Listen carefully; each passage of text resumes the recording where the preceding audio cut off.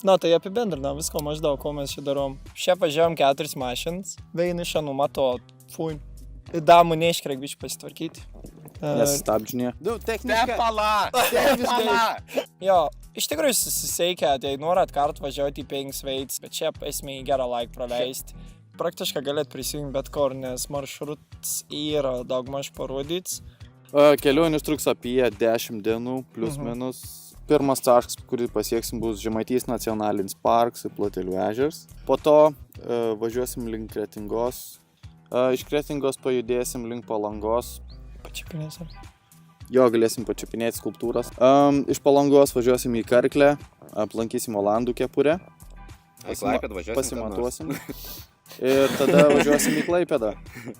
Prisijunkit. Jeigu nesat tikri, galite visada parašyti mums per Facebooką.